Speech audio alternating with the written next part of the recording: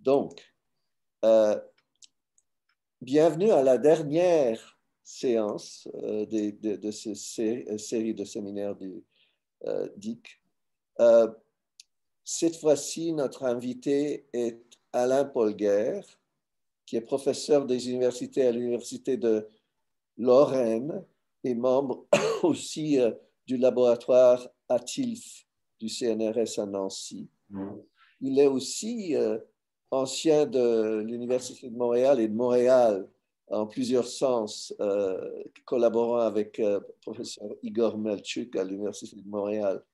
Ses domaines de recherche sont la lexicologie, la lexicographie des grands réseaux lexicaux, l'interface sémantique syntaxique et l'enseignement du vocabulaire. Il est membre senior honoraire de l'Institut universitaire de France et membre aussi associé au groupe de recherche OLST de l'Université de Montréal, où il a cofondé ça avec professeur Melchuk en 1997.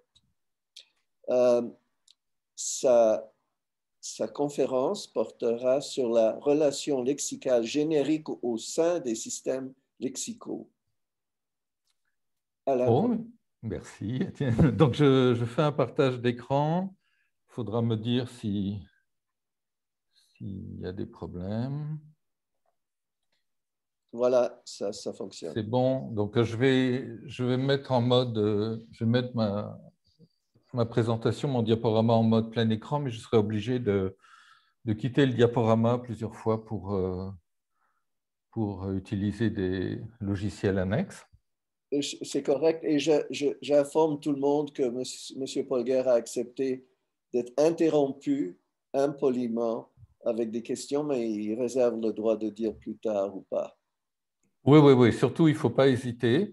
D'autant plus que j'avais envie de vous parler de ça, mais je ne sais pas du tout si ça vous intéresse.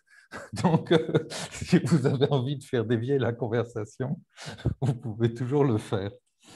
Je ne commenterai pas de trop le titre parce que je pense qu'il est peut-être un peu obscur tant que je n'ai pas expliqué un peu mieux les choses, mais il va être question de réseaux lexicaux et il va être question donc de la relation de termes génériques au sein des réseaux lexicaux et de son importance. Je vais essayer de montrer pourquoi j'ai découvert récemment en fait que c'était beaucoup plus important que je le croyais.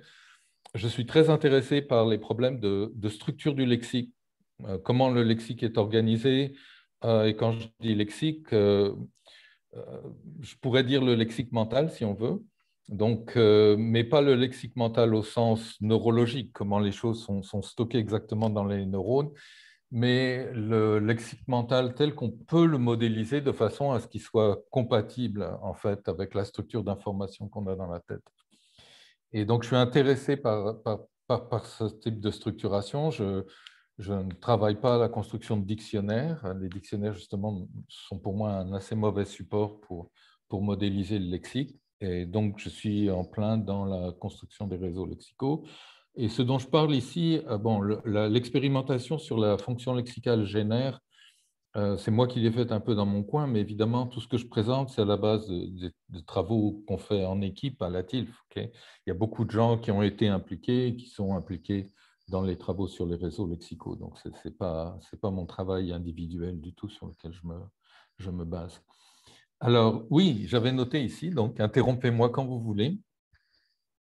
Par contre, je ne suis pas capable donc, de suivre le chat. Je trouve ça pas agréable, les questions par chat. Donc, il faut vraiment sauter directement dans la conversation et parler quand vous en avez le besoin. Donc, je vais présenter le type de réseaux lexicaux sur lesquels on travaille, qui sont des systèmes lexicaux. Je donnerai les grandes lignes de leur caractérisation pour que la suite puisse être compréhensible. Et puis, je parlerai de ce qu'on appelle une fonction lexicale et de la fonction lexicale qui s'appelle génère, donc qui sert à encoder, calculer, décrire les termes génériques d'une unité lexicale. Et ce qui m'intéresse, c'est d'essayer de vous expliquer ce qui me semble particulier dans le rôle que cette fonction lexicale, ce lien de termes génériques peut jouer dans la topologie du lexique en tant que grand réseau. Et je présenterai quelques conclusions. Donc, à propos des systèmes lexicaux, Étienne m'avait demandé de donner au moins un texte de référence et j'ai communiqué donc un article de 2014 sur les systèmes lexicaux qui est vraiment qui est assez facilement accessible et qui fait une présentation un peu détaillée. Donc, je ne donne que des éléments essentiels pour ma présentation d'aujourd'hui. Et vous avez un site sur les systèmes lexicaux, bon, qui vaut ce qu'il vaut, hein, mais j'ai essayé de le garder assez simple et no nonsense. Et là, vous trouvez beaucoup d'informations sur les projets qui sont connectés au travail sur les systèmes lexicaux. Il y a des publications, etc., etc. La plupart des publications que je mentionne sont téléchargeables sur HAL, où on les trouve assez facilement en ligne. Donc, les systèmes lexicaux, en gros, c'est des réseaux lexicaux et l'image que j'ai mis en arrière-plan, ça correspond un petit peu à qu'est-ce que peut être l'aspect d'un système lexical en tant que structure. Alors, comme l'illustre l'image qui est en arrière-plan, c'est des réseaux lexicaux qui sont non taxonomiques. Je ne crois pas à l'organisation taxonomique du lexique. Et bon, je ne veux pas entrer dans le détail de ça, mais si vous avez des questions, je pourrais essayer d'argumenter. Et leur structure, c'est une structure de type graphe petit monde. Un réseau de type graphe petit monde, ça correspond en gros à ce qui est la structure d'un graphe d'un réseau social. Donc, on peut dire que les systèmes lexicaux, en gros, c'est organisé comme des réseaux sociaux de mots.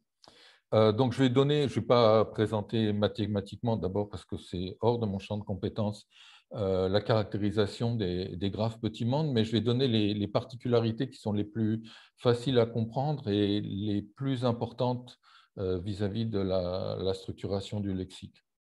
Donc, les graphes petit monde, pour ceux qui ne connaissent pas, parce que j'imagine qu'il y a un public assez hétérogène ici, ce sont des graphes donc, constitués donc, de nœuds et d'arcs qui sont tels qu'on a un relativement grand nombre de nœuds par rapport au nombre d'arcs. Donc, beaucoup de nœuds, beaucoup moins d'arcs qui les connectent. Et une conséquence de ça, c'est qu'on a ce qu'on appelle une faible densité moyenne des nœuds, c'est-à-dire le nombre moyen d'arcs entrants ou sortants pour chaque nœud est relativement faible. Ensuite, parmi tous les nœuds qui sont là et dont la moyenne a une faible densité, il y a une petite minorité de nœuds qui ont une très haute densité. On peut les voir, en continuant la métaphore des réseaux sociaux de mots, on peut les voir comme des nœuds populaires. Okay, ils sont des espèces de carrefours à l'intérieur du graphe et ils sont connectés à énormément d'unités ou à beaucoup d'unités lexicales comparativement à ce qui est une connexion moyenne. Ensuite, il y a une grande dispersion. Donc, la plupart des nœuds, si on prend un nœud donné, la plupart des nœuds ne sont pas des voisins. Justement, ils sont dispersés parce que la densité est faible. Mais quand on prend un nœud et on regarde ses voisins, ils tendent à être des voisins mutuels. Donc, on obtient ce qu'on appelle des agrégats ou le terme anglais des clusters. Et donc, vous avez cette immense ou ce très grand réseau avec beaucoup de nœuds, beaucoup moins d'arcs, certains nœuds qui sont vraiment des carrefours, alors que les autres sont relativement peu connectés, et des regroupements au sein de tout ça.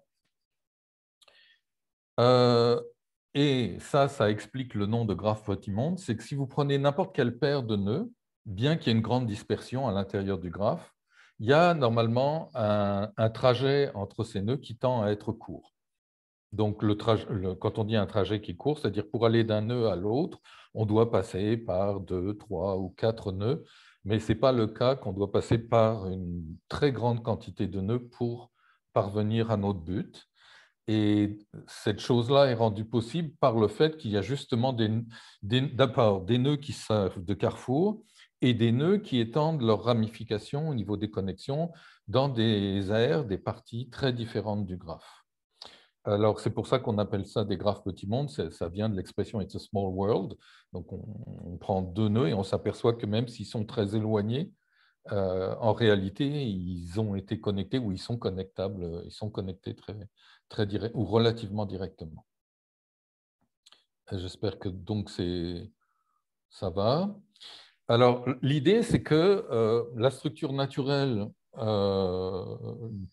du lexique correspond à un graphe petit monde. C'est l'hypothèse qui est faite.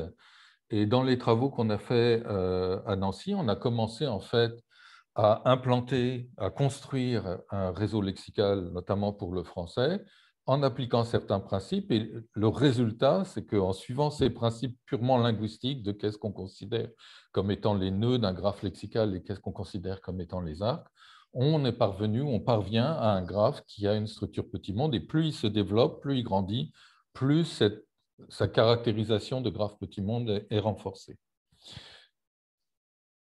Alors, maintenant, quand on dit que c'est un graphe, donc un ensemble de nœuds et d'arcs, ou même quand on dit que c'est un réseau social de mots, un système lexical, ça ne veut pas dire grand-chose. Qu'est-ce que c'est qu'un mot? Il faut le préciser. Et c'est quoi exactement qu'on va admettre comme étant un nœud de ce graphe et comme étant un arc possible du graphe? Avant ça, est-ce que je peux te demander, c'est sur quelle base de données lexicale que c'est basé? C'est un travail lexicographique. Donc, c'est nous qui la construisons comme si tu voulais construire un dictionnaire à partir de rien. Mais ce n'est pas un dictionnaire. Donc, c'est quelle sorte d'animal que vous construisez? C'est un réseau lexical. Formellement, informatiquement, il est stocké comme une base relationnelle SQL. Uh-huh. Mais oui, c'est ça. Si tu veux, tu me demandes au niveau informatique ou tu me demandes… Non, juste empirique. Je voulais savoir qu'est-ce qui est le graphe que vous construisez, c'est à partir de quelle à matière? partir, Est-ce à que je peux part- intervenir? C'est à partir de textes, à partir de corpus de la langue comme tel, ou d'œuvres littéraires? Euh, Ah, vous voulez dire quelles données linguistiques on oui, utilise pour Oui, construire le modèle du lexique? oui, merci Jean-Guy. OK. Oui, bien sûr, on utilise, comme pour tous les projets lexicographiques modernes, on utilise des corpus. Alors, il y a différents types de corpus. Évidemment, le corpus franc-texte, on utilise le web, on utilise tout ce qui est à notre disposition, on utilise l'introspection des lexicographes, on utilise tout. Merci. Et par contre, ce qu'il faut savoir, c'est que donc, je suis absolument opposé en lexicographie à une approche corpus-driven. Ça veut dire notre but, ce n'est pas de rendre compte du contenu d'un corpus, c'est de rendre compte de la langue. Par exemple, pour prendre un cas extrême, si on sait qu'une unité lexicale existe, parce qu'on l'utilise, parce qu'on l'entend utiliser autour de nous, etc., et qu'on ne la trouve pas dans notre corpus, eh ben, on va en chercher des exemples d'occurrence parce qu'on sait qu'elle existe. Mais on ne va pas dire qu'elle n'est pas dans notre corpus, donc on ne la décrit pas. Donc, on ne construit pas le réseau lexical le nez sur le corpus. On utilise une approche mixte, si vous voulez, qui est à la fois guidée, même guidée par la théorie aussi. Bon, je donne juste un exemple parce que ça pourrait nous emmener très loin. Mais si on est en train de travailler sur une langue que je ne parle pas, pour construire un réseau lexical d'une langue que je ne parle pas, comme par exemple le russe, puisqu'on a des projets sur le russe aussi, et qu'on est en train de travailler sur le terme russe qui veut dire camion. Donc, de ce que je sais de camion, c'est camion conduit par X pour transporter Y. Donc, si le terme russe est vraiment un équivalent de camion en français, une assez bonne traduction, alors maintenant que j'ai ce terme russe, je peux dire, ben, c'est quoi le nom du X qui conduit un camion? Parce que ça correspond à une fonction lexicale qu'on appelle S1, et le simple fait de savoir qu'il y a un terme qui a cette organisation sémantique-là implique que la langue a pu créer un terme pour la personne qui conduit un camion. Peut-être qu'il n'existe pas, mais il est logiquement, de par la théorie, possible qu'il existe. Donc ça aussi, c'est utilisé pour rechercher les éléments lexicaux à entrer dans le système lexical. Je n'ai pas besoin d'aller dans un corpus pour me demander est-ce qu'il existe un terme pour la personne qui conduit un camion. Okay.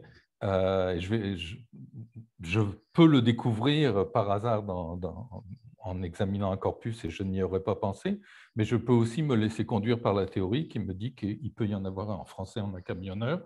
Donc, je fais l'hypothèse qu'en russe, il existe un terme pour personne qui conduit un camion. Donc, tout est utilisé. C'est assez complexe, hein. C'est vraiment la lexicographie des systèmes lexicaux. Les méthodologies lexicographiques sont complexes. Ce qu'il faut savoir, c'est que comme tout le monde, on utilise des corpus, mais notre but n'est pas de modéliser le contenu d'un corpus. Par exemple, ce n'est pas comme le Trésor de la langue française qui rend compte du contenu d'un corpus donné. Est-ce que ça va? Oui, c'est compréhensible tout à fait, mais n'étant pas linguiste, ce qui me vient à l'idée, c'est que oui, pour l'exemple russe, on vous donne une porte d'entrée avec le mot russe pour camion, et puis à partir de ça, vous pouvez inférer qu'il y a quelqu'un qui conduit le camion. Mais est-ce que tout ça, c'est lexical? Est-ce que ce n'est pas plutôt… c'est 100% lexical. Parce qu'il existe une fonction lexicale qui s'appelle S1, qui retourne, quand on l'applique à une unité lexicale, elle retourne les noms de tous les premiers actants prototypiques de l'unité lexicale en question. Donc, si j'ai camion, j'ai camionneur, si j'ai rêvé, j'ai rêveur, si j'ai vélo, j'ai cycliste, etc., etc. Donc, c'est tout à fait lexical. Et le système des fonctions lexicales dont je vais parler justement ici est un très bon système prédictif pour en fait aller à la pêche d'unités lexicales. Par exemple, moi, en tant que francophone, si je décris une unité lexicale, je vais d'abord tirer tout ce que j'ai dans ma tête avant d'aller chercher les choses en corpus. Une fois que j'ai tiré tout ce que j'ai dans ma tête, je vais dans les corpus et je complète, je corrige, etc. Et pour le faire, on peut utiliser les prédictions que permettent de faire une bonne théorie linguistique, lexicologique formelle. Donc, on a notamment un ensemble déterminé, établi de liens lexicaux récurrents. Et donc, on sait qu'on doit les tisser, que peut-être ils sont instanciés pour une unité lexicale donnée, peut-être ils ne le sont pas, mais on commence déjà par ça. Donc, tout ne sort pas des corpus. Il y a des choses qui sont prédictibles dans l'organisation du lexique. Beaucoup de choses sont prédictibles. C'est compris. Merci, Alain. On va en parler peut-être à la fin encore. Oui, OK. Donc, alors les nœuds, c'est principalement des unités lexicales.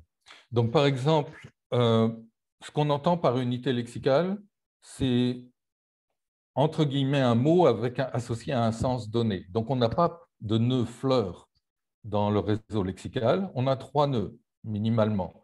On a un nœud fleur 1.1.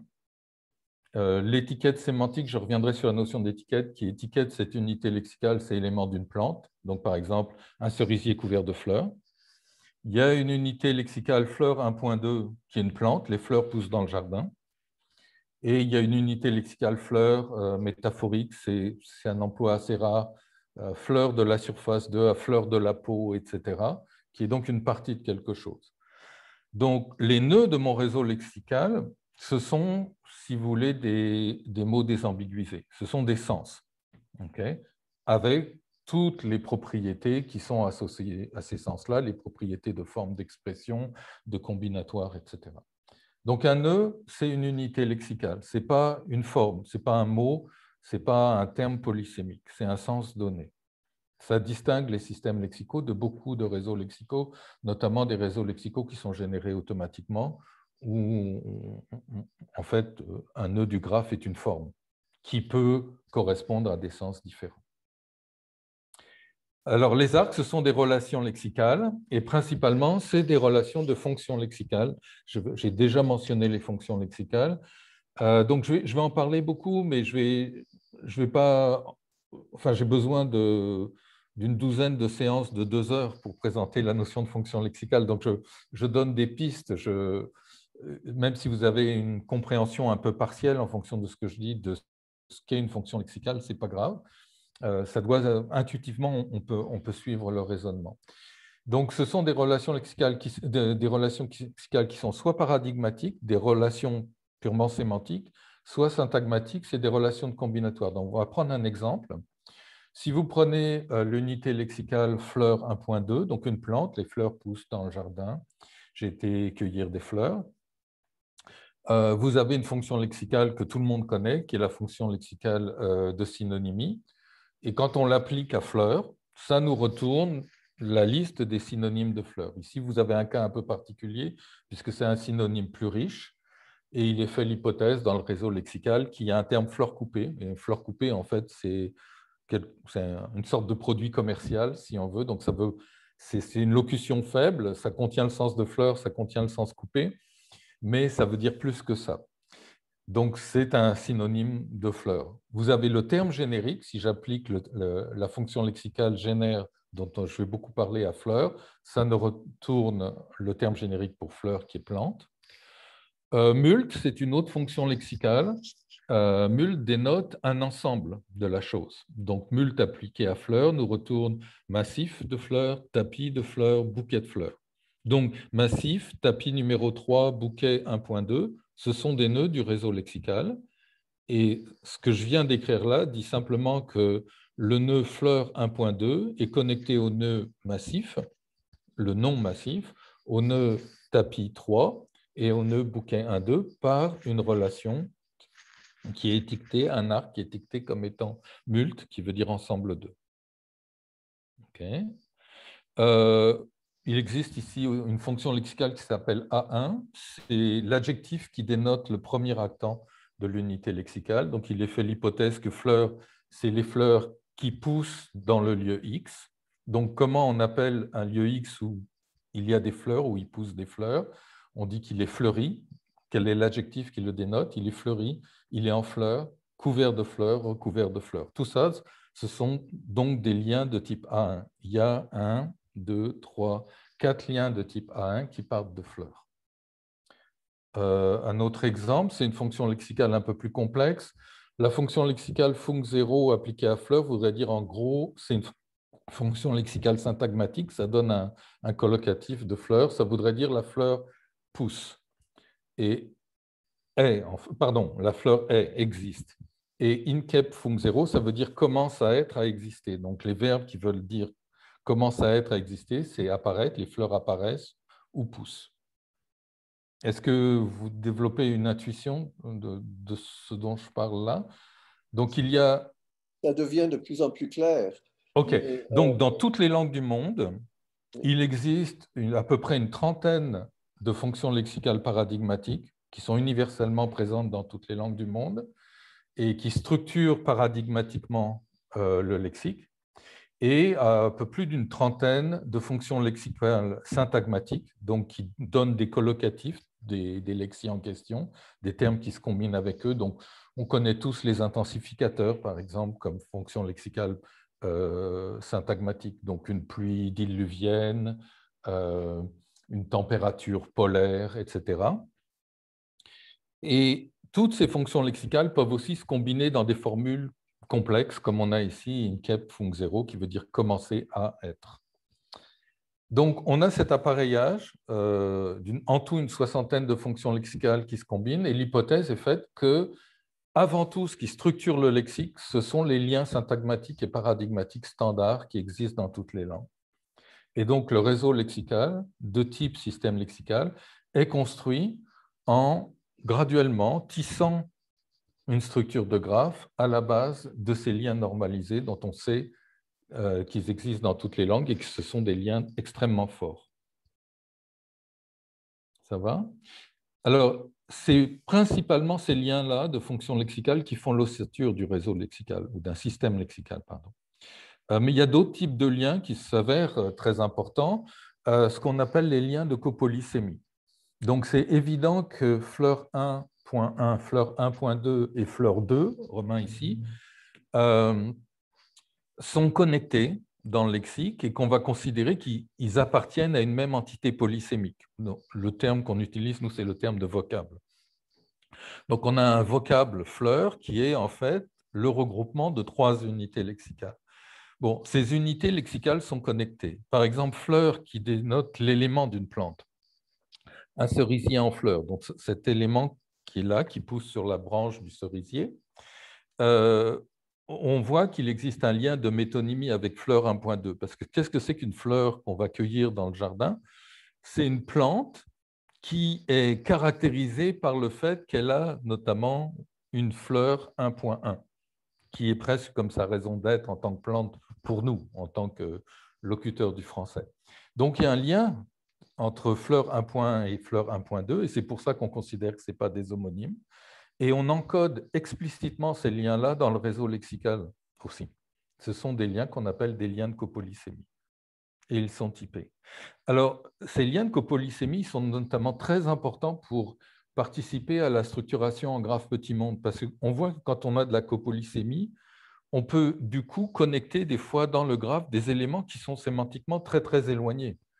Si vous prenez, par exemple, des acceptions métaphoriques comme requin, un poisson, requin qui dénote un poisson et requin qui dénote quelqu'un qui a un certain comportement. Au bureau, c'est un vrai requin, celui-là, c'est un requin de la finance, etc.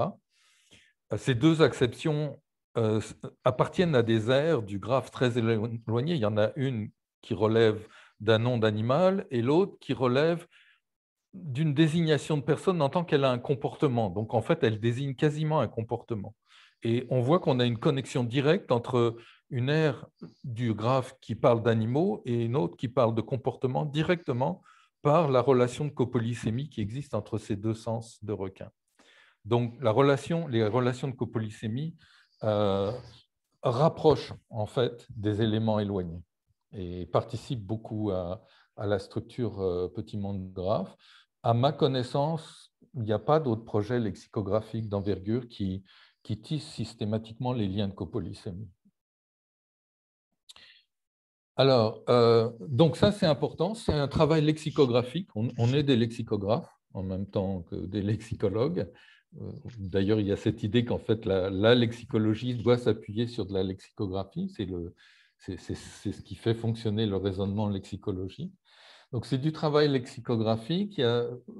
Au niveau du travail en cours, il y a 3 projets. Il y a essentiellement le réseau lexical du français.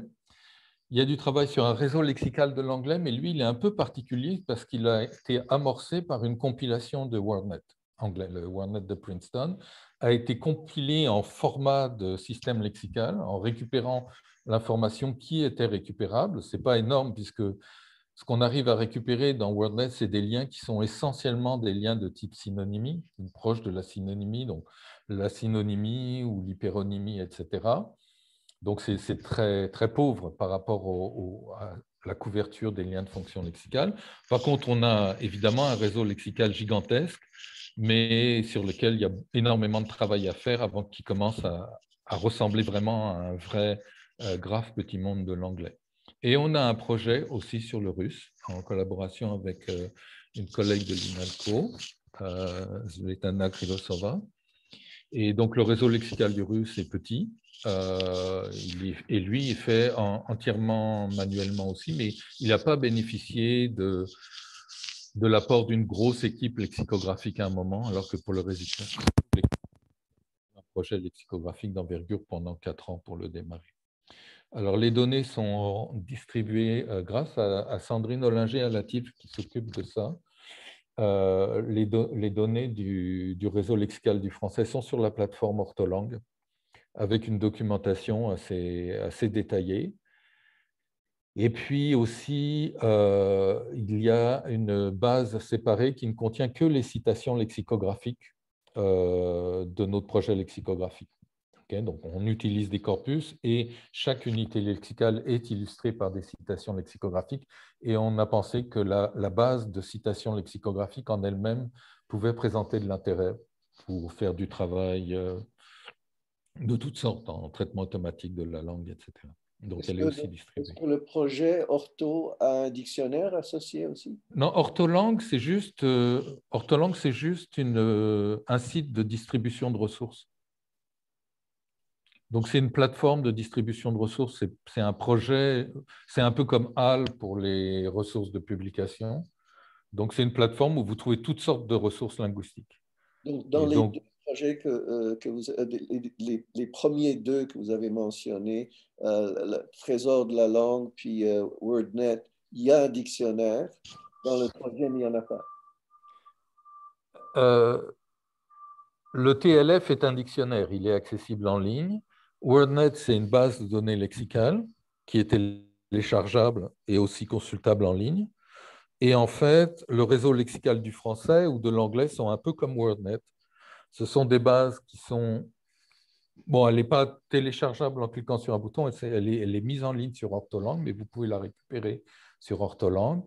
Ce que vous récupérez, c'est un export en fait, du réseau lexical du français. Et je vais montrer aussi, c'est navigable en ligne à partir d'un navigateur. Merci. Okay. Bon, justement, très rapidement, parce que je vois que je prends beaucoup de temps, je vais juste montrer ce que c'est que l'aspect lexicographique du travail sur le réseau lexical du français. Donc, on utilise un éditeur lexicographique. Donc, je vais juste l'ouvrir et je vais ouvrir en local, en mode local, notre environnement de travail lexicographique. Donc, si par exemple, je me reporte au vocable fleur, ça apparaît sur votre écran, ce que je suis en train de faire? Oui? Pas encore, on est toujours dans le PowerPoint. Je crois qu'il faut... Ah oui, c'est pas normal. Pourquoi vous êtes... Ok, il y a un problème de... Alors, je vais... Il faut Je vais changer arrêter de mon partage. Ouais, j'arrête le partage et je le change, en fait. Mais partager l'écran, pas une application, l'écran pour qu'on puisse... Oui, c'est ce que j'avais fait, il me semblait. Ça me surprend. Bon, je refais. Là, vous voyez l'éditeur lexicographique avec Fleur? Oui. Oui. OK. Donc, là, vous avez raté, mais j'ai interrogé la nomenclature, en fait, pour aller chercher Fleur. Donc, si j'ouvre dans l'éditeur lexicographique le vocable fleur, on voit déjà qu'on a 3 acceptions qui sont modélisées, justement avec des liens de copolysémie qui ont été tissés. Et ça, c'est notre environnement de travail. Ici, vous avez une fenêtre qui nous met sous une forme textuelle la description qui est en cours. Et ça, les onglets qu'on a ici, c'est des onglets qui servent à changer. Donc, par exemple, si je veux dire que fleur n'est pas du genre féminin, mais du genre masculin, je vais juste pointer vers la caractéristique de genre féminin et je vais dire que c'est féminin. Et voilà. Donc, c'est la même chose pour les exemples. On connecte, on a une base d'exemples et chaque exemple lexicographique a sa propre fiche lexicographique et on la connecte à notre unité lexicale, ce qui résulte en une citation illustrant l'unité lexicale en question. Et là, ici, vous avez des liens de fonction lexicale pour le premier sens de fleur, qui sont aussi tissés manuellement. Donc, quand on voit apparaître ici qu'il y a un lien de méronymie entre fleur 1.1 et pétale, évidemment, pétale n'a pas été tapé. On a été chercher pétale comme dans la base de données comme étant un méronyme de fleur. Okay. Donc, c'est du tissage de liens. Si je veux dire, par exemple, que une partie de fleurs, je ne sais pas, une chaise, c'est une partie de fleurs, ce qui est évidemment absurde. Je peux aller chercher l'unité lexicale chaise qui m'intéresse. Et là, maintenant, je viens de tisser un lien de méronymie entre mon nœud lexical fleur et le nœud chaise. Donc ça, c'est notre éditeur lexicographique qui nous permet en fait, de construire un modèle du lexique sous forme de graphe. Est-ce que ça va? Vous développez une idée intuitive de ce dont il s'agit? OK, donc ça, c'est l'éditeur lexicographique. Je ne veux pas y passer trop de temps, je veux juste démontrer ça. Et puis, est-ce que vous voyez ici une page de navigateur? Avec SpiderLex, OK. Donc ça, SpiderLex, c'est un navigateur graphique qui a été développé avec des collègues de Toulouse pour visualiser le contenu du graphe en faisant tourner des algorithmes qui s'appellent les algorithmes de proxémie, donc qui font l'analyse topologique du graphe et qui visualisent la topologie du graphe en géométrisant en quelque sorte les proximités topologiques. Donc si je cherche à afficher par exemple justement le vocable fleur au complet, Je vais mettre en 3D, mode 3D, ça se verra peut-être un petit peu mieux. Donc, on voit que l'algorithme a identifié au niveau des connexions que les deux sens de fleurs qui sont fleur 1.1 et fleur 1.2 sont beaucoup plus proches, sont plus voisins, et donc c'est représenté géométriquement par une proximité des connexions, alors que l'autre, le sens métaphorique, est très éloigné. Donc ça permet une navigation dans le réseau, et ça, en fait, c'est la structure de données qu'on encode avec notre éditeur. Là, si on regarde par exemple ce lien, on fait visualiser ce lien qui apparaît ici entre les données fleur 1.1 et les deux nœuds fleur 1.1 et fleur 1.2. On voit que la ligne qui apparaît ici correspond en fait à trois liens. Fleur 1.2, c'est un holonyme. Fleur 1.1. Attendez, je ne comprends pas ce que j'ai fait. Oui. A comme holonyme, donc c'est-à-dire élément englobant fleur 1.2. Fleur 1.2 a comme héronyme fleur 1.1. Et on a aussi un lien de copolysémie qui est tissé entre fleur 1 et fleur 1.2. Ce qui est visualisé ici, c'est la résultante de ce qu'on encode avec le réseau lexical.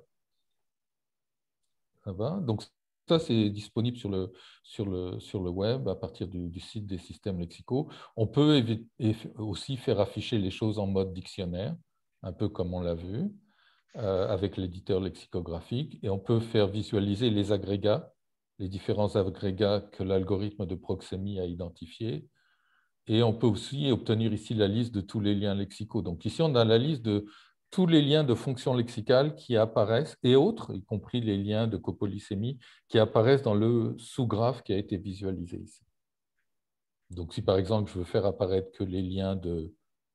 On va enlever tout ça, que les liens de synonymie. Donc c'est un éditeur graphique pas mal pour explorer le contenu du réseau lexical. Et ça vous montre un peu qu'est-ce que ça veut dire une structuration en graphe lexical petit monde. Et vous voyez que juste pour ce petit sous-graphe-là, l'essentiel des systèmes de connexion repose sur l'utilisation de fonctions lexicales. Est-ce qu'il y a des questions là-dessus? Non? On a hâte de l'essayer. Ok, d'accord. Ok, donc, oui, il faut lire les documentations, l'article de présentation des systèmes lexicaux que j'ai mentionné, et il y a de l'information en ligne aussi avec une espèce de petite vidéo. On attend une nouvelle version, je suis en retard, ma collègue Sandrine Ollinger a fait une nouvelle version d'enregistrement des commentaires du vidéo, et il faut que je produise, mais bon, vous aurez ma voix un peu minable sur la vidéo de présentation, mais ça fait une démonstration qui vaut le coup quand même. C'est une démonstration de 10 minutes, 15 minutes, qui vous montre les fonctionnalités. Je vous encourage à le faire. Alors maintenant, la fonction lexicale génère, donc qui en fait associe à une unité lexicale son terme générique, elle a l'air un peu toute bête. On n'y fait pas trop attention dans le cadre de la théorie, et puis j'y faisais pas tellement attention. Pour moi, elle ne présentait un intérêt vraiment véritablement marginal. Et j'ai découvert qu'en fait, c'était trompeur, que c'est potentiellement quelque chose de très important. Donc, je vais expliquer génère. Donc, c'est une fonction lexicale paradigmatique, puisque ça dénote le terme générique. C'est un lien sémantique paradigmatique, ce n'est pas un lien de combinaison, hein, pas un lien de combinatoire. Et évidemment, ça nous dénote l'hyperonyme classifiant de l'unité lexicale. Alors, quelques illustrations. Génère de... Oh, je vais me mettre en mode plein écran, parce que j'avais peut-être prévu de faire afficher les choses. Donc, génère de amour, sentiment. Je pense qu'il n'y a pas de problème avec ça. Génère de gaz, substance. Donc, par génère, on connecte gaz à substance, on connecte amour à sentiment directement.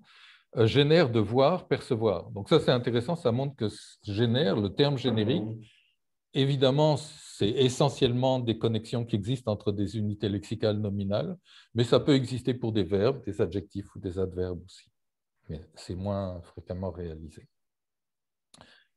Donc, ça, génère est intéressant parce que ça détermine des classes d'unités lexicales qui sont d'une certaine taille. Pour qu'on ait un génère, il faut qu'on ait une classe d'une certaine taille. Donc, il ne faut pas confondre ça avec les synonymes moins riches. J'ai pris un exemple ici.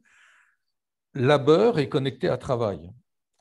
En un sens, travail, c'est un hyperonyme de labeur, mais ce n'est pas un terme générique. Parce qu'en français, on n'a pas 10, 15, 20 unités lexicales qui dénotent des types de travail.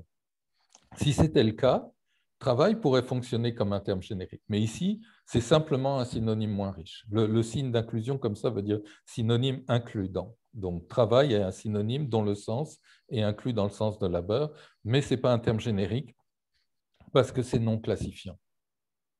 Alors, on peut prendre quelque chose comme ça ici, gobelet et verre. En un sens, verre, on peut dire que c'est un synonyme moins riche de gobelet aussi. Mais il faut se poser la question, si verre est classifiant, c'est-à-dire qu'il peut être le synonyme moins riche, en quelque sorte, d'un grand nombre d'unités lexicales qui dénotent des types de verre, alors on va décider que la relation, ce n'est pas synonyme et moins riche, mais c'est génère, on a véritablement un terme générique. Donc, un terme générique, c'est en quelque sorte potentiellement un synonyme moins riche, ou si c'est extrêmement plus pauvre, ce n'est pas un synonyme moins riche. Par exemple, sentiment, ce n'est pas un synonyme moins riche d'amour. C'est trop loin sémantiquement, c'est trop simple sémantiquement par rapport à amour. Béguin a amour comme synonyme moins riche. Donc, comment on décide qu'on est en présence, comme dans le cas de labeur et gobelet, qu'on est en présence d'un synonyme moins riche ou d'un génère? Il va falloir se baser sur des faits, des phénomènes linguistiques clairement identifiés. Donc, la fonction lexicale génère, c'est une relation lexicale, elle n'est pas conceptuelle. Ce n'est pas moi qui décide que oui, je pense qu'effectivement, un travail, c'est un type de... un labeur, c'est un type de travail, et donc travail, c'est le terme générique. Pour que ce soit un terme générique, ça doit répondre à certaines contraintes véritablement linguistiques au niveau de l'expression linguistique. Alors, voilà les contraintes. Pour avoir un génère d'une unité lexicale, il faut qu'on soit dans le cas 1, soit dans le cas 2, ou éventuellement les deux en même temps. Donc, le terme générique, il doit être compatible avec une construction énumérative caractéristique du générique. Donc, j'ai une unité lexicale L, et je dis qu'il existe génère de L, alors je dois pouvoir dire L, L', L seconde et autres génères. Donc, par exemple, l'amour, la haine, l'indifférence et autres sentiments, ça fonctionne très bien. Cette construction qu'on a ici, c'est une construction qui révèle la présence d'une classification de type terme générique dans la langue. Si ce n'était pas comme ça, ça ferait un petit peu bizarre d'avoir ce type d'énumération. Donc ça, c'est un critère purement linguistique d'identification. Alors pour les verbes et les adverbes, c'est un peu différent. Ça va être L, L', L seconde et génère de L d'autres façons. Donc voir, entendre, toucher et percevoir d'autres façons. Vous voyez que c'est un test linguistique, purement linguistique. Je ne me situe pas à un niveau conceptuel pour raisonner, ni à un niveau statistique ou quoi que ce soit. J'essaye d'appliquer cette manipulation. Si ça marche, c'est que j'ai un terme générique. Alors, une autre famille de tests que l'on a, c'est l'existence d'un paraphrasage de généricité. J'ai l'unité lexicale L. Elle est paraphrasable par son terme générique augmenté de l'adjectif dérivé pur de L, qui s'appelle A0. C'est la fonction lexicale A0. Donc, par exemple, amour a un A0 amoureux. Bon, amoureux, c'est très polysémique, mais quand on parle, par exemple, de considération amoureuse ou de motivation amoureuse, ça veut dire relative à l'amour. Et donc, je peux paraphraser amour par sentiment amoureux. Sentiment amoureux, c'est une paraphrase d'amour. Donc, on va considérer que cette équivalence paraphrastique valide le fait que sentiment est un générique de amour. Mais évidemment, ce type de test qu'on a ici ne s'applique que s'il existe un A0 de l'unité lexicale en question. Alors, pour les verbes, on va évidemment utiliser un adverbe, donc voir, percevoir visuellement. Visuel pour un adjectif, perceptible visuellement. Donc, ces équivalences paraphrastiques fonctionnent. Ça démontre que percevoir est un génère de voir. Vous voyez, c'est des manipulations purement linguistiques. Ce qui définit la fonction lexicale génère en tant que relation lexicale, c'est la présence dans le lexique de ces phénomènes-là. Et pas, c'est pas un réseau, c'est pas à base conceptuelle de ce point de vue. Ça c'est pas complètement clair. Je sais qu'il s'agit de la sémantique ici, basée sur des considérations que tu traites, que tu appelles linguistiques. Est-ce qu'ici, linguistique, ça veut dire dérivé de la représentation graphique, des critères ou quoi? Ça veut dire que c'est simplement, est-ce que je peux dire en français l'amour, la haine, l'indifférence et autres sentiments? Si oui, sentiment, c'est un terme générique de amour, de haine et de indifférence. Oui. Et le fait de savoir qu'on peut dire tout ça, est-ce que c'est dérivé d'un graphe? On peut dire tout ça parce que le lexique est organisé d'une certaine façon et parce que dans le lexique, sentiment entretient un lien d'un certain type avec un relativement grand nombre d'unités lexicales. Et ça ne va pas marcher avec la relation entre labeur et travail. Parce que justement, travail n'est pas un terme classifiant dans le lexique, ou suffisamment classifiant. Donc cette construction ne sera pas possible. Bon, on peut toujours y arriver, mais elle sera bizarre et maladroite. Donc, vous pouvez dire des teckels, des bergers allemands, des bassets et autres chiens, des pommes, des abricots et autres fruits, etc. etc. Et c'est juste, cette formule-là, c'est le révélateur d'une certaine structuration dans le lexique. C'est exactement, souvent, la lexicologie et la sémantique lexicale scientifique, c'est vraiment très proche de la chimie. On fait des manipulations de la chimie expérimentale. On utilise des manipulations pour faire apparaître quelque chose qui est constitutif des substances sur lesquelles on travaille.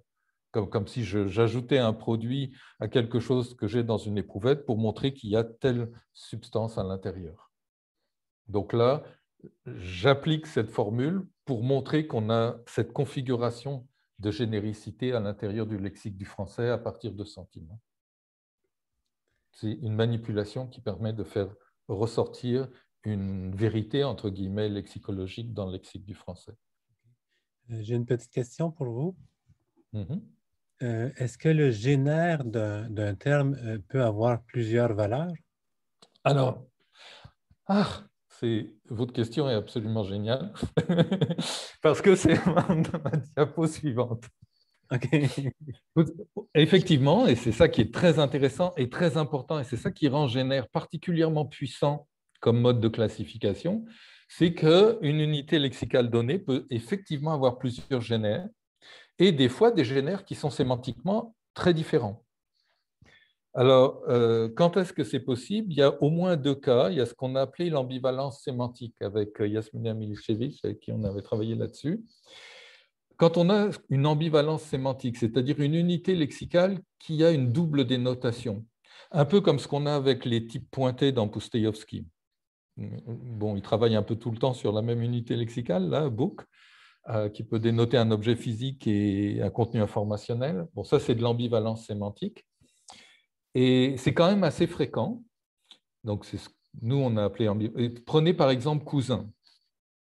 Quand vous dites visiter son cousin, vous dites visiter une personne. Cousin dénote une personne. Mais quand vous dites être cousin avec quelqu'un, je suis cousin avec lui, c'est la même unité lexicale, mais vous l'utilisez ici, dans ce cas particulier, pour dénoter une relation familiale. Donc, vous avez des unités lexicales. On peut démontrer, dans l'article, vous pourriez regarder, que ce n'est pas un cas de polysémie. C'est vraiment la même unité lexicale qui a une double dénotation.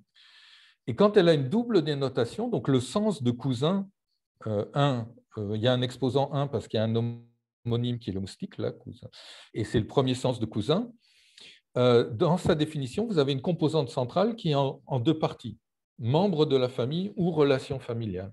Et donc, du coup, vous avez comme générique de cousin, bon, la liste est même vraisemblablement pas exhaustive. Vous avez parent, c'est un parent, un cousin est un parent, ou cousin, c'est une relation familiale.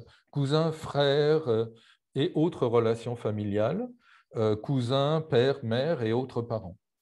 Okay. Donc là, on a deux blocs, et c'est très différent, puisque parent, ça dénote une entité avant tout, quoique je triche un peu, puisque parent, en fait, a la même ambivalence sémantique que cousin, et relation familiale, ça dénote un fait. Donc on a deux génériques qui jouent dans deux secteurs sémantiques assez différents. Ça répond déjà en partie à votre question?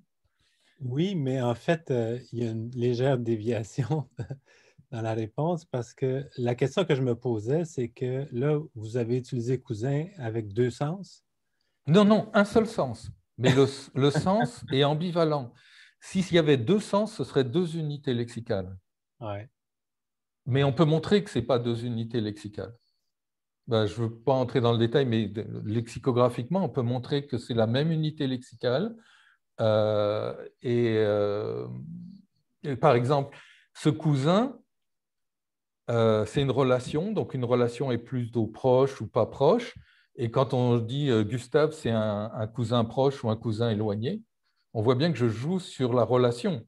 Elle est proche ou elle n'est pas proche, ça n'a rien à voir avec l'individu lui-même. Ouais. Donc, véritablement, au niveau de tous les liens qui connectent cousins paradigmatiquement à d'autres unités lexicales ou à d'autres collocations, on peut véritablement montrer que ce n'est pas un cas de polysémie, donc on aurait une ambiguïté, c'est un cas d'ambivalence. Comme pour livre, on n'a pas deux sens de livre, un sens qui serait objet physique et un sens qui est contenu informationnel. C'est la même unité lexicale qui est ambivalente, il y en a quand même pas mal d'unités lexicales comme ça. Ce n'est pas parce que je rejette la polysémie, au contraire, mais justement, par exemple, vous prenez tous les noms de professions, ça dénote des professions et l'individu qui exerce cette profession en même temps. Ce serait très, très bizarre de dire qu'on a une unité lexicale facteur qui est un individu et facteur qui est une profession. Ouais. C'est la même unité lexicale. Ouais.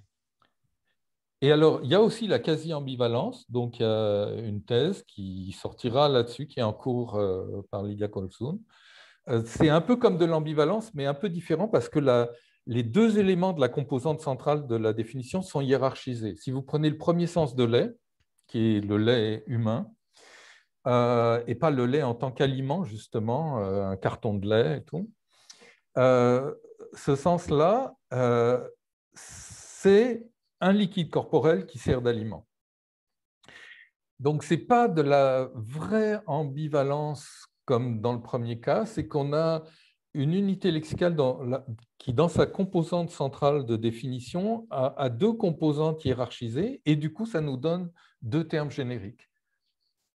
Lait a comme terme générique liquide et lait a comme terme générique aliment, de la même façon que pomme de terre, etc. etc.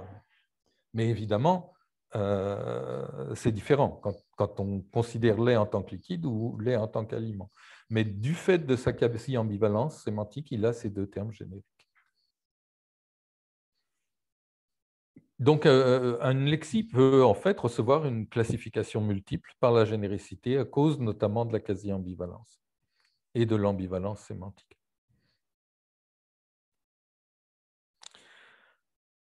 Je peux passer justement l'exploitation de ça et les conséquences de Génère dans la topologie du lexique. Ça va? Oui, vas-y.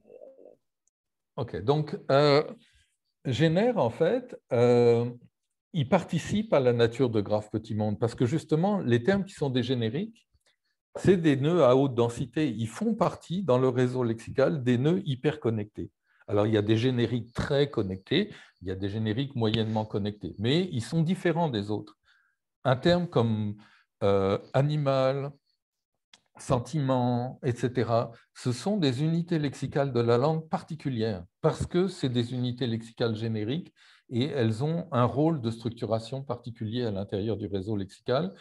Et par exemple, au niveau de l'enseignement de la langue, être capable de maîtriser ces termes-là, de les maîtriser, parce qu'ils sont en fait certains de ces termes génériques, comme par exemple, je ne sais pas, meubles ou éléments de mobilier, etc., ne sont pas enseignés ou sont relativement peu discutés dans l'enseignement du vocabulaire, mais ils sont cruciaux parce qu'ils connectent une part très, très importante ou un ensemble très important, un sous-ensemble du lexique. Donc, ils forment des agrégats. Et puis, ce qui est très intéressant, c'est que par le génère, si on utilise en plus à plein le système des fonctions lexicales, on peut connecter les éléments, les classifier par-delà les parties du discours et même par-delà les dénotations elles-mêmes. Donc, si vous avez joué un peu avec WordNet, on sait que le problème des taxonomies à la WordNet qui fonctionne, la composante taxonomique est essentiellement au niveau du secteur nominal de WordNet, on a du mal à passer à travers les parties du discours. Et pourtant, on voudrait éventuellement avoir dans une même classe lexicale quelque chose comme volcanique et quelque chose comme vallée à l'intérieur de la topologie du réseau. Et la fonction lexicale génère va permettre cette chose-là. Alors, je vous le démontre rapidement.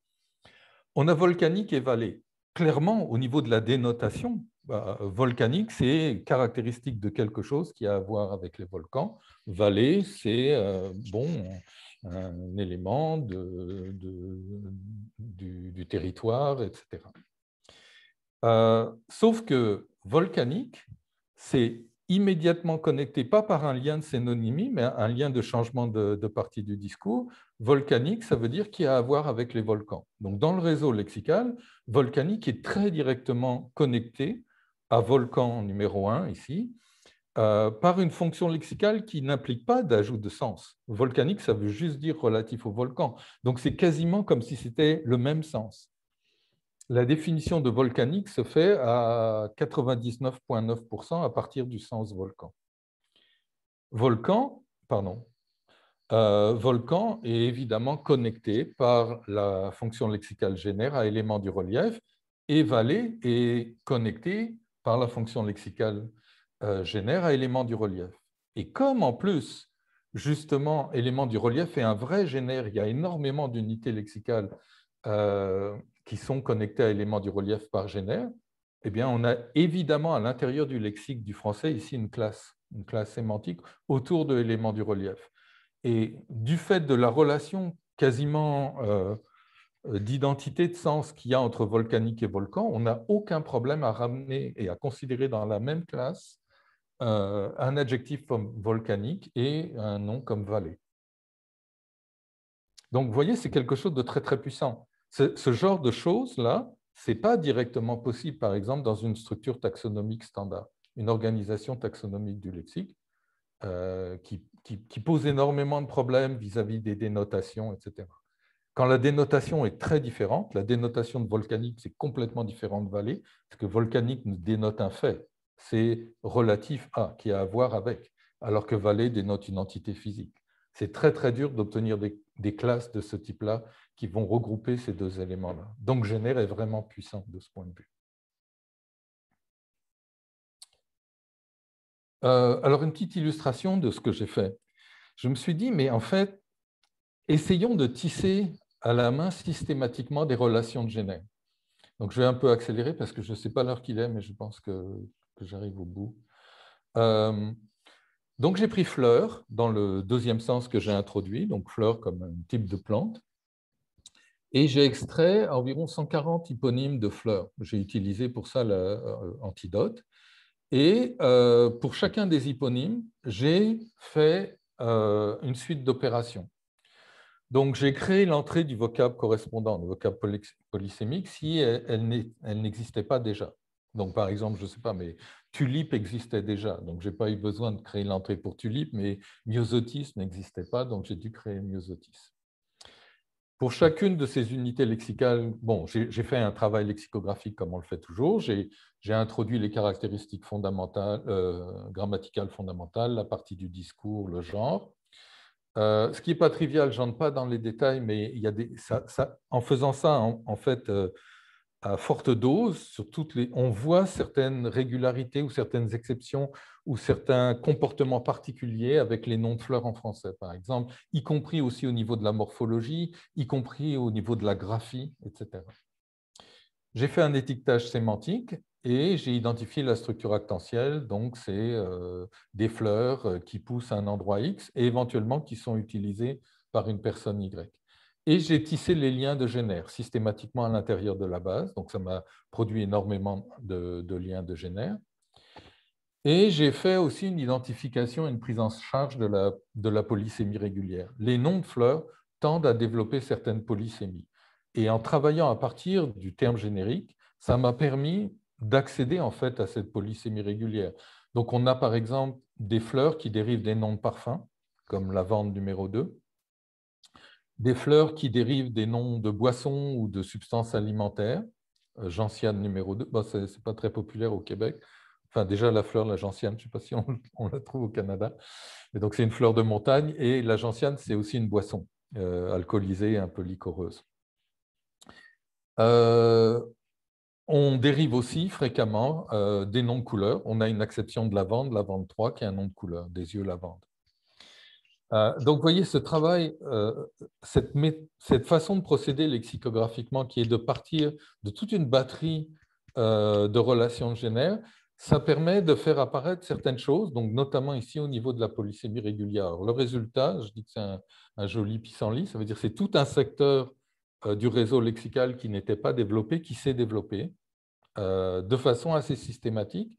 Et bon, si vous n'êtes pas lexicographe, si vous n'avez pas la pratique de ça, vous ne vous rendez pas nécessairement compte de l'intérêt que ça a, mais de fonctionner de cette façon-là, ça permet d'avoir des descriptions très systématisées, très cohérentes de toutes les unités qui appartiennent à un même registre sémantique.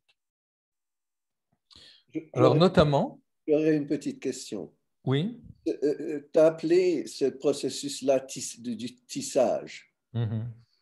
Est-ce que le tissage est un exercice sémantique ou syntaxique? C'est un exercice lexicologique. Et la lexicologie, ça contient tout. La lexicologie, ça contient la sémantique, la syntaxe, la morphologie et la phonologie. Ça, je sais, mais je m'adressais à toi. Toi, en tant que linguiste, quand tu faisais ton tissage, toi, tu faisais le tissage, est-ce que tu as consulté la structure graphique uniquement ou est-ce que tu as consulté aussi ta connaissance du sens de ces mots-là? Ah, mais c'est impossible de tisser une relation lexicale sans connaître le plus exactement possible le sens de l'unité lexicale source et de l'unité lexicale cible. Alors, je me demande, qu'est-ce que c'est que cette activité cognitive que tu fais à ce moment-là? Quand un mathématicien, il va dire une chose, mais à la fin, Turing a démontré que quand un mathématicien fait du calcul, à la fin, c'est purement syntaxique. Il ne s'adresse pas à ce qu'il comprend du sens de ces symboles. Ah, c'est syntaxique dans ce sens-là que tu utilises, ce n'est pas le sens de la linguistique. Oui. Oui, c'est purement combinatoire à l'intérieur du système formel. Mais en linguistique, ce n'est pas du tout comme ça. On ne peut rien faire en linguistique sans partir du sens. Rien. On ne peut sûrement pas faire une description du lexique d'une langue, puisque la langue, c'est un outil pour exprimer du contenu. Donc, si on n'a pas accès au contenu, si on ne part pas du contenu, on est incapable de dire quoi que ce soit. Je ne peux pas décrire la relation de sens entre chaise et s'asseoir si je ne connais pas le sens de s'asseoir et si je ne connais pas le sens de chaise. Donc, pour dire quelle est la relation de sens, je me dis comment je fonctionne. Je fais dans ma tête une définition de chaise très rapide. Chaise, c'est un élément de mobilier sur lequel on s'assoit, qui est fait pour s'asseoir. Donc, chaise utilisée par X, c'est élément de mobilier que X utilise pour s'asseoir. Est-ce que je peux revenir? Est-ce que vous pourriez faire ce genre d'analyse si vous travaillez uniquement sur des symboles chinois que vous ne comprenez pas?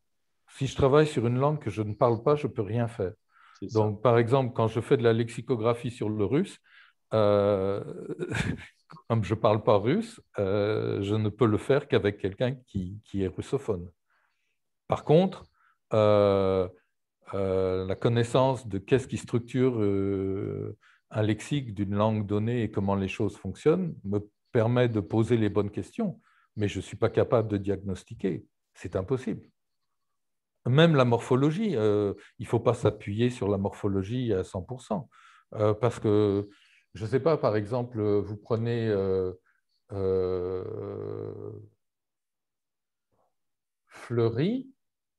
Pour savoir quel est le lien entre fleur et fleurie, ben, il faut absolument savoir comment on utilise fleurie et pour dire quoi. Donc, je peux dire un jardin fleuri ou je peux dire un arbre fleuri. Et donc, je vois qu'il y a deux sens de fleuri, ce n'est pas les mêmes.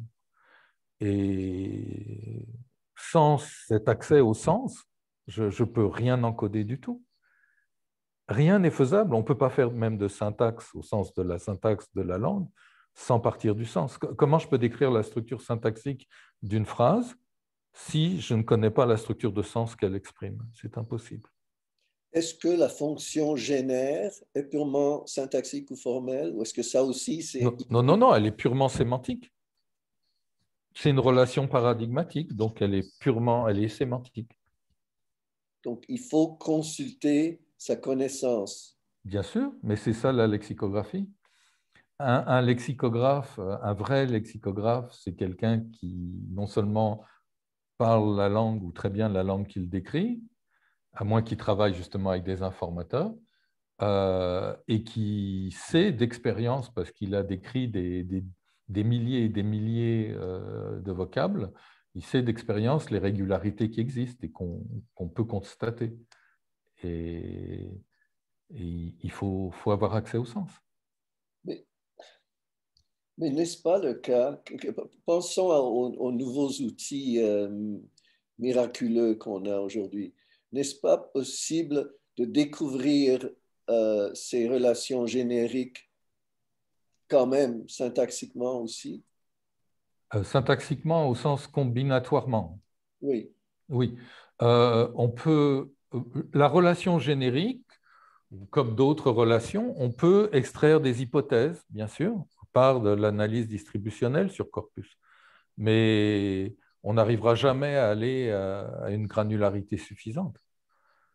Il y a beaucoup de travaux qui ont été faits là-dessus et on peut évidemment optimiser les choses. On peut faire des hypothèses sur le fait que cette unité lexicale-là a des chances d'être un intensificateur de celle-là. Donc ça aide à faire ça, mais ultimement, il faut dire si c'est vrai ou si ça ne l'est pas. Et pour dire si c'est vrai ou si ça ne l'est pas, il faut parler la langue. Qu'est-ce qui fait que, je vais dire, par exemple, qu'est-ce qui fait que je vais dire qu'il y a une différence de sens entre un profond sommeil et un lourd sommeil? Parce que je parle le français, je sais que profond sommeil, ça intensifie et il n'y a pas de jugement de valeur sur le sommeil lui-même. Alors quand je dis un lourd sommeil, je dis qu'il est profond, mais en même temps qu'il n'était pas si confortable que ça. Et c'est fascinant pour quelqu'un qui n'est pas linguiste, ce phénomène-là, c'est-à-dire la cognition d'un lexicographe. Oui, mais en fait, tout le monde devrait avoir un minimum de compétences lexicographiques, parce que d'abord, ça concerne tout le monde. Tout le monde est soumis à des questions du genre qu'est-ce que ça veut dire ça? Et si on a un peu de compétences lexicographiques, on peut improviser à la volée une définition qui n'est pas trop mal. Et si on ne les a pas, on va dire va voir dans un dictionnaire ou on va bredouiller quelque chose qui ne sera pas vraiment compréhensible.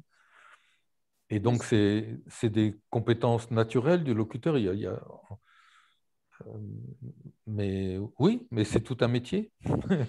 Oui, je sais. Mais le partisan de quelqu'un qui rivalise à ce métier disant que donne-moi assez de temps et assez de données, je vais faire tout ce que tu fais sans m'adresser au sens des mots. Donc, ça veut dire que ta machine va aller dans une école primaire ou élémentaire et faire travailler des enfants pour qu'ils apprennent la langue et les corriger quand ils font des erreurs et les aider? Non, jamais. Ces systèmes d'IA, c'est juste du behaviorisme qui rentre par la porte arrière. C'est juste du behaviorisme. Tu ne peux tu peux pas utiliser les connaissances pour les verbaliser, expliquer des choses, quoi que ce soit. Tu peux juste faire une réplication d'un comportement. Donc, c'est pour ça que tu peux faire une traduction relativement bonne, mais ça, c'est juste une partie de ce dont on a besoin. Elias, réplique, s'il te plaît. Non, non, je n'ai pas de réplique. J'ai une question d'extension pour essayer de... Vas-y. Je suis vraiment... Je vous remercie pour votre présentation. C'était vraiment... En tout cas, je ne pense pas que c'est terminé. Vous avez encore quelques slides, j'imagine. Mais ce que je voulais juste poser comme question, c'est est-ce qu'il y a eu à un moment donné une application méthodologique qu'on peut appliquer sur un corpus? Je comprends que vous n'êtes pas corpus-based, donc vous ne partez pas d'un corpus. Mais non, je ne suis pas corpus-driven. Corpus-driven, excuse-moi. OK, oui. Mais en fait, si je dois former un lexicologue et un lexicographe, je dis, tu fais une hypothèse de description à partir de ta connaissance de la langue et de ton recours à l'introspection. Puisque tu as la connaissance linguistique, fais ce que tu peux avec ça.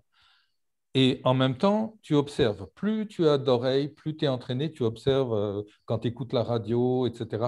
Donc, en fait, tout ça est en toi déjà énormément. Et le corpus vient là pour supporter, compléter, invalider éventuellement des erreurs qu'on peut faire. Mais c'est ça. Non, je comprends, mais vous n'êtes pas corpus-driven, mais est-ce qu'à un moment donné, on peut appliquer ces réseaux lexicaux sur un corpus? Ça veut dire qu'essayer de dégager, est-ce qu'on a des relations génériques entre les différents nœuds qu'on retrouve dans un texte? Oui. Par exemple, je pense qu'on peut tout à fait exploiter, même en IA, je ne sais pas comment on peut le faire, mais c'est sûr qu'on peut le faire parce que ce corpus, ce réseau lexical, c'est un corpus en lui-même. Il contient énormément de segments d'énoncés. Quand par exemple, j'ai une relation de opère 1 entre douche et prendre, et je dis que le collocatif de type opère 1 de douche, c'est prendre, et de toilette, c'est faire, j'ai en fait encodé le syntagme prendre une douche et faire sa toilette. Ces syntagmes sont là dans le corpus. Dans le corpus, on a aussi des citations lexicographiques, des tas d'exemples qui sont associés aux unités lexicales. C'est pour ça d'ailleurs que ces exemples ont été distribués comme une ressource séparée. Et donc, le réseau lexical est lui-même un corpus.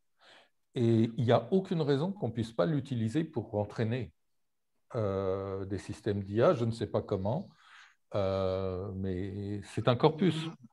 Ma question n'était pas un entraînement. Ma question était que si j'ai un corpus indépendant, c'est vrai que c'est un corpus, mais c'est un corpus qui comprend aussi des relations entre des termes, etc. Moi, ce que je dis, j'ai une occurrence de la langue, un texte. Est-ce que j'ai dans un texte, est-ce que je peux pouvoir appliquer sur ce texte-là les différentes relations, mettons, génères, parce qu'il y a une soixantaine, comme vous dites, de relations.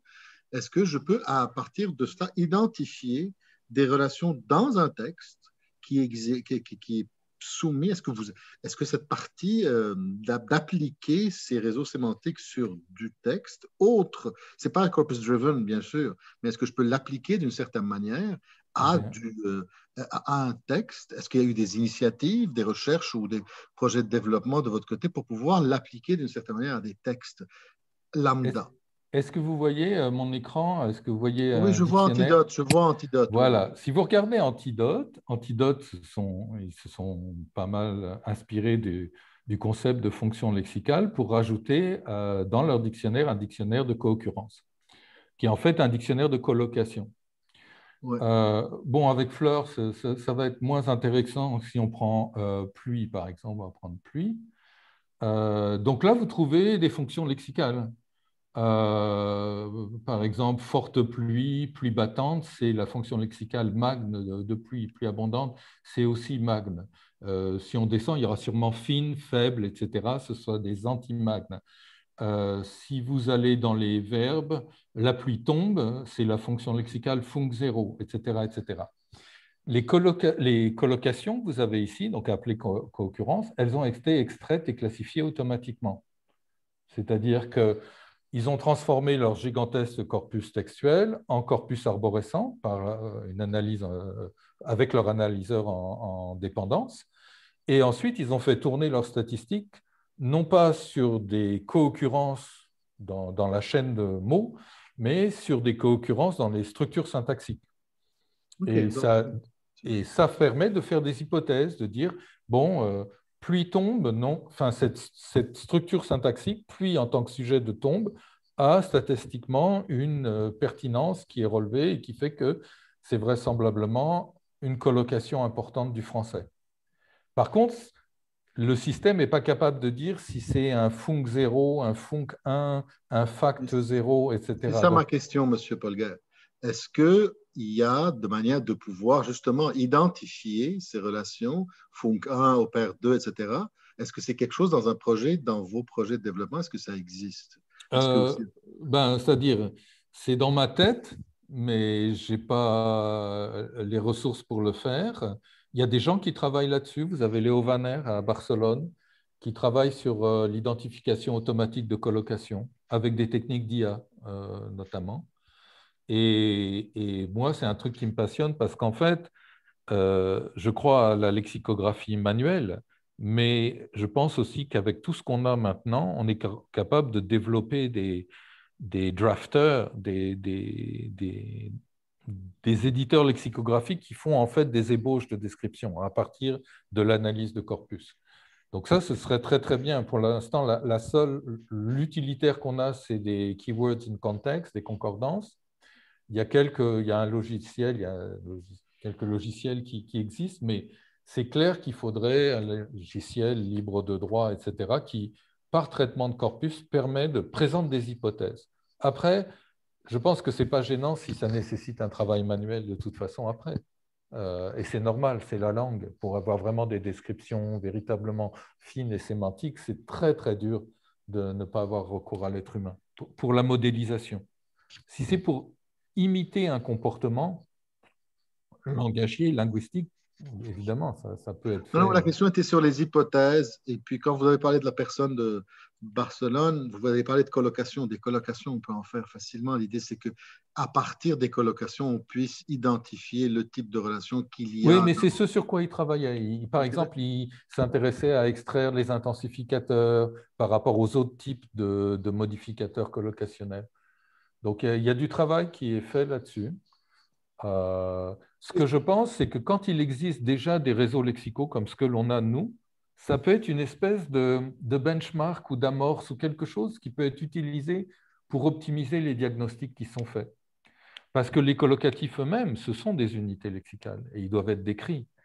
Et donc, il y a énormément de travail qui peut être fait sur des exploitations de généralisation, etc., etc. Excusez d'interrompre, il y a d'autres questions maintenant. Donc, Toufik, est-ce que tu es parti parce que tu étais à la tête de la queue? Sinon, non, je suis là. vas-y. Merci. J'ai une très, très simple question. D'ailleurs, je pense que M. Polger a déjà répondu. C'est pour la construction d'un réseau lexical. Si je comprends bien, c'est un travail manuel. Oui ou non? Oui, Et oui, bien sûr. il y a la dimension sociale de l'expert, le lexicographe. Donc, le français de France, c'est pas le français belge, c'est pas le français québécois. Donc, il y a quand même une certaine subjectivité dans le corpus que vous allez produire. Et ça risque d'impacter le sens. Oui. Bon. Je ne crois pas que… Bon, déjà, il n'y a même pas de français québécois, il n'y a même pas de français de France. Parce que, je ne sais pas, si on va au Québec et on va d'un bout à l'autre du Québec, on va entendre des choses très, très différentes. Ou même des fois à l'intérieur de la même ville, des gens qui parlent de façon très différente, que ce soit aussi bien au niveau du lexique que de la syntaxe, que de la phonologie. Donc, on sait cette chose-là, que si on fait un modèle de la langue, on fait un modèle de ce qui serait une langue possible. Mais ce n'est pas la langue. Okay. Et bon, en cela, je vois les choses un peu différemment de Melchuk. Lui, il pense que le modèle lexicographique doit être exhaustif et absolument exact, et complet et exact. Moi, je pense qu'on ne peut jamais faire quelque chose de complet avec le lexique, et on ne peut jamais faire quelque chose dont on pourra dire que c'est la vérité, c'est exact. Parce qu'il y a potentiellement plusieurs vérités. De mon point de vue, tout ce qui compte, c'est que le modèle qu'on construit, il soit valide théoriquement, formellement, logiquement, que son organisation ne contienne pas de contradiction. Maintenant, il présente une image d'un lexique, mais il y en a une infinité d'images possibles. Mais après tout, moi, je parle le français, je suis en train de communiquer avec vous, et le français que j'ai dans ma tête, mon lexique mental, ce n'est pas le même que le vôtre, mais on communique très bien. Donc, il ne faut pas penser qu'il y a une vérité ultime, une langue ultime, et que c'est celle-là qu'on doit décrire, et qu'on peut atteindre à cette langue ultime. Elle n'existe pas. Ce qui est très, très important, c'est d'avoir une approche qui soit tellement structurée par des principes théoriques et descriptifs qu'on peut montrer qu'à l'intérieur de notre description, les choses sont logiquement organisées ou pas logiquement organisées. Il y a des contradictions ou pas. Donc, si par exemple, j'ai une fonction lexicale A2 dans mes liens de fonctions lexicales, mais que mon unité lexicale est décrite comme un prédicat à un actant, alors là, j'ai une contradiction, parce que A2, c'est l'adjectif qui dénote le deuxième actant. Donc ça, c'est impossible d'avoir un A2 pour quelque chose que j'ai décrit sémantiquement de cette façon-là. Mais ce n'est pas grave. Ce qui est important, c'est d'offrir un modèle qui est un modèle possible, raisonnable, suffisamment général pour ne pas être trop étranger à tout locuteur du français.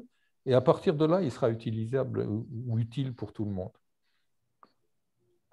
Quand un enseignant du polonais enseigne le polonais à ses élèves, il enseigne le polonais tel qu'il le connaît, mais son polonais, ce n'est pas le polonais. Et ce n'est pas grave, les gens vont quand même apprendre le polonais. Et après, dès qu'on maîtrise suffisamment, ben, on ouvre la perspective. Donc ça, c'est quelque chose qui ne m'inquiète pas du tout. Évidemment, il faut faire attention. Par exemple, nous, du fait qu'on a un travail lexicographique qui est plutôt basé en France, bon, c'est sûr que notre centre de gravité, c'est plutôt le français métropolitain. Souvent, ça me démange, évidemment, quand je suis tellement habitué à des termes québécois, j'avais envie, des fois, j'en mets un petit peu comme ça. Mais évidemment, on ne peut rien faire de sérieux en ayant un projet lexicographique centré uniquement en France, donc sur du français plutôt associé à d'autres régions.